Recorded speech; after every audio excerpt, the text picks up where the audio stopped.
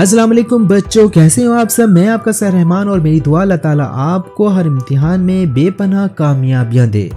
अगर अभी तक आपने हमारा चैनल सब्सक्राइब नहीं किया तो अपने खूबसूरत हाथों से हमारा चैनल कर दें सब्सक्राइब, ताकि आपको आने वाली तमाम वीडियोस वक्त पर मिल सकें और आपकी तैयारी हो सके मुकम्मल और 100%। चलते हैं टॉपिक की तरफ। किसी भी एग्ज़ाम में MCQs से जब आपका पड़ जाए वास्ता, तो आपने उसको किस तरह से सॉल्व करना है और 100% मार्क्स लेने हैं, ये हम समझ लेते हैं अभी के अभी।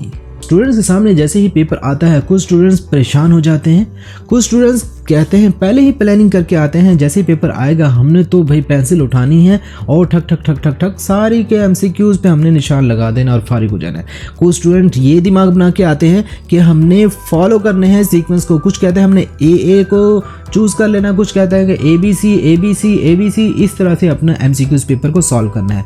तो बच्चों, ना तो आपने पजल होना है, ना आपने जल्दबाजी करनी है और आपने सीक्वेंस को तो फॉलो करना ही नहीं है। अब आप कहेंगे सर ये सब कुछ अगर हमने नहीं करना तो हमने करना क्या है, व्हाट टू डू। तो बच्चों, जैसे ही पेपर आपके सामने आता है आपने क्या करना है, बी रिलैक्स, कूल डाउन। देखें यहाँ पर आप देख सकते हैं कुछ स्टूडेंट्स पेपर मिलते ही सॉल्व करना शुरू कर दिया, कुछ परेशान हो गए, कुछ कूल डाउन हो गए। आपने रिलैक्स होना है, कूल डाउन रहना है। उसके बाद क्या करना है, आपने हर ऑप्शन को केयरफुली रीड आउट करना है। अगर तो आपको आंसर आता है और आप टिक करने लगे हैं तो रुक जाएं, पहले वेरीफाई करें क्या मेरे जहन में जो आंसर आया है वो ठीक है। अगर आपका जहन कहता है ठीक है, आपका दिल कहता है ठीक है, तो अपने दिल पे हाथ रखें और उसको चूज़ कर लें। ठीक हो गया। और उसके बाद आपने फॉलो करने हैं 700% वर्किंग ट्रिक्स को। अगर आप ऐसा करेंगे तो पता क्या होगा आपके साथ। इस स्टूडेंट को देख सकते हैं, इसने इस पैटर्न को फॉलो किया और A ग्रेड ले लिया, जबकि इस स्टूडेंट ने इस पैटर्न को फॉलो नहीं किया और F ग्रेड आ गया। तो आपने भी इस पैटर्न को फॉलो करना है। अगर आप चाहते हैं कि टॉप करें और आपका भी ग्रेड A आए इस स्टूडेंट की तरह, तो आप इस पैटर्न को फॉलो करेंगे। जैसे ही आप कमरा इम्तिहान में बैठे हैं तो आपने पहले ही अपने टाइम को प्लान कर लेना है। अपने टाइम को 3 पोर्शन में डिवाइड कर देना है। स्टेज 1 रिक्वायर्ड होगी अगर आपके पास सपोज 1 घंटा है पेपर सॉल्व करने का, MCQ सॉल्व करने का, तो आपने 15 मिनट्स में क्या करना है, do what you know very well, watch, read, tick. जो आपको आता है आपने उसको देखना है, पढ़ना है और टिक कर देना है। जो आपको नहीं आता उसको छोड़ देना है और आगे बढ़ जाना है। हर MCQs के साथ आपने यही करना है, रीड करना है, आता है टिक कर देना है, नहीं आता। अब नहीं आते 2 तरह के क्वेश्चन होंगे। एक ऐसा क्वेश्चन होगा जो आपको आता होगा लेकिन उसमें टाइम ज़्यादा लगेगा, उस पर आप लिख देना A निशान लगा देना है साइड में छोटा सा। और जो नहीं आते, बिल्कुल भी नहीं आते, कैलकुलेट करके भी नहीं आते, सोचने से भी नहीं आते, उनके आपने आगे लिख देना N। भाई A से आता है सोचना पड़ेगा, N से नहीं आता। ये काम आपने स्टेज 1 में कर देना है। 15 मिनट्स में ये काम हो जाना चाहिए। नेक्स्ट स्टेज में आपने क्या करना है, वो क्वेश्चन उठाने हैं जिनका आपको पता था, आते हैं बट सोचना पड़ेगा, सॉल्व करना पड़ेगा, कैलकुलेट करना पड़ेगा। उन क्वेश्चंस को हम करेंगे। लास्ट में वो क्वेश्चन रह जाएंगे जो हमें आते नहीं हैं, बिल्कुल भी नहीं आते, तो उनको कैसे सॉल्व करना है उसके लिए मैं आपको चंद ट्रिक्स बताऊंगा जो साइंटिफिकली अप्रूव्ड हैं। बहुत से एग्ज़ाम में बहुत से एक्सपर्ट्स ने कहा अगर कोई भी स्टूडेंट्स इन ट्रिक्स को, इन टिप्स को फॉलो कर ले तो वो क्वेश्चंस भी कर लेगा जो उसको नहीं आते। सबसे पहले हम अप्लाई करेंगे एलिमिनेशन ऑप्शन को। सपोज हमारे पास एक MCQ आया, उसमें कुछ वैल्यूज़ इस तरह से दी गई थी 15, 18, 22, 1 और 5। हमने क्या करना है, रिमूव ऑफसेट वैल्यू। अब इसमें से जो अलग थलग वैल्यूज़ है, कौन सी वैल्यूज़ है, 1 और 5, तो हम इसको रिमूव कर देंगे। हमारे पास 3 ऑप्शन बच जाएंगे, इसमें से हमें सेलेक्ट करना होगा। इन तीनों में से भी अब कैसे सेलेक्ट करेंगे वो आगे हम जानेंगे।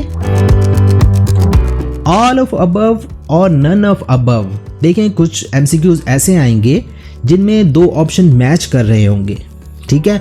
अब तीसरा ऑप्शन का आपको डाउट होगा, भाई इसका नहीं पता ये कहाँ से आ गया। अगर 2 ऑप्शन मैच कर रहे हैं और उसके साथ ऑल ऑफ अबव का ऑप्शन भी मौजूद है तो आपने ऑल ऑफ अबव को टिक कर देना है। अगर कुछ भी समझ नहीं आ रहा, नन ऑफ अबव का ऑप्शन है यहाँ जैसे दिया गया नन ऑफ अबव, तो आपने नन ऑफ अबव को चूज़ कर लेना अगर आपको कुछ भी समझ में नहीं आ रहा।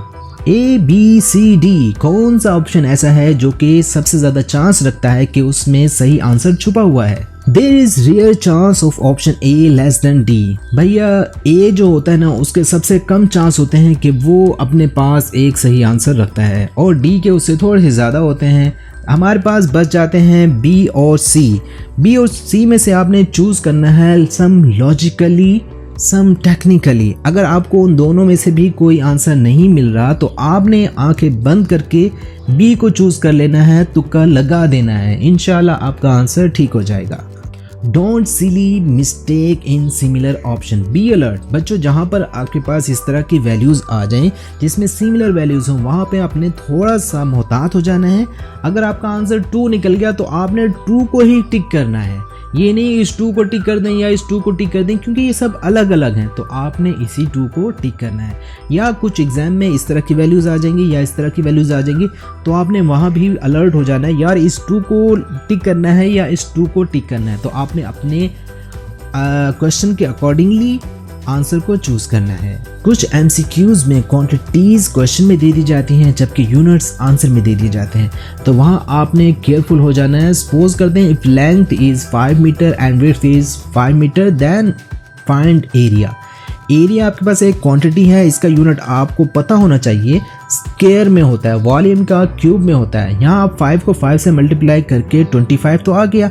अब आप किसको चूज करेंगे? आपको पता होना चाहिए क्वांटिटी एरिया है तो इसका यूनिट मीटर स्क्वायर होगा। मीटर स्क्वायर कहाँ पर है? यहाँ पर है, तो आपने इसी को चूज करना है।